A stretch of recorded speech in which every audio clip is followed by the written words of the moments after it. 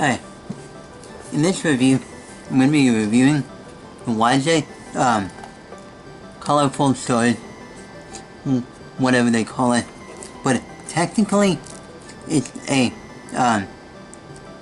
3-layered pentagonal barrel. Well, pentagonal prism barrel. It turns like this along the side, along this side, like so. When I first got it out of the box,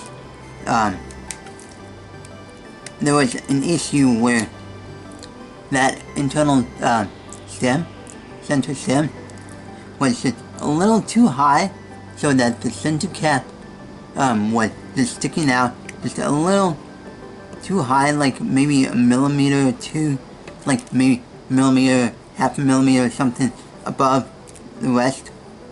So I just cut it down, or just basically shaped down some, so that it's flat and that the center cap sits flat along it.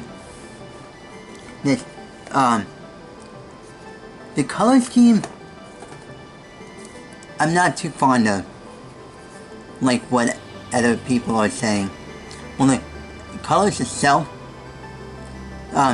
is fine, but the way that YJ has done this, no, have it sort of like a semi-transparent jelly colors, like stickerless, instead of like just full solid stickerless color that is not opaque, translucent, whatever. So as for turning of it, it's meh. Like when turning like this, no, and then turning it around, no. It can lock up some,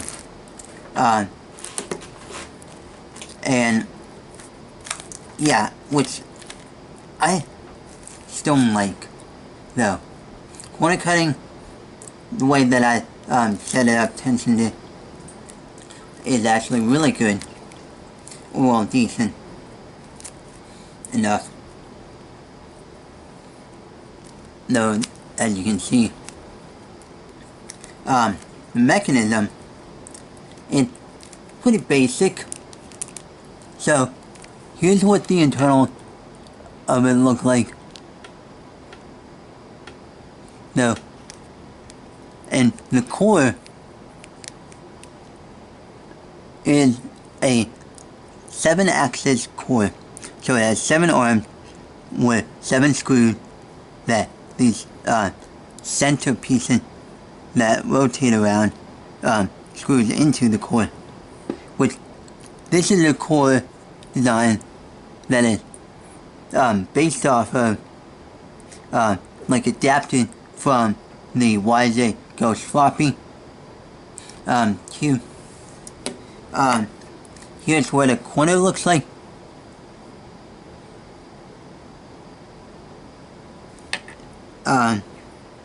Here's what an edge looks like. And then this is what when the middle layer single colored edges look like, though. And if you can see the way that this is put together, and how the pieces are angled and shaped, it has a lot of sharp edges, no. And it's not like rounded off like what the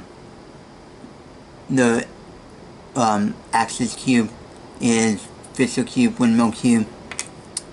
I know I have one of the windmill cube, but somewhere in one of the boxes behind the camera, though. But really, it just needs more rounded outness in some of these other sections in order for it to turn smoothly and not lock up.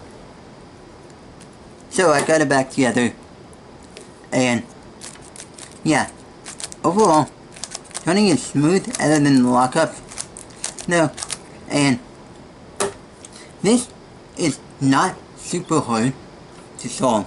Although it does come with a solution guide booklet, which I don't know where it is right now, but this is actually a super intuitive puzzle. So if you ever saw like a 3x3x2, 3x3x4, 3x3x5,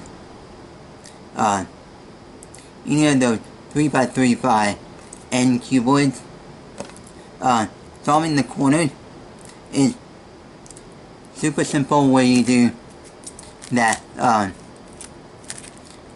R2 U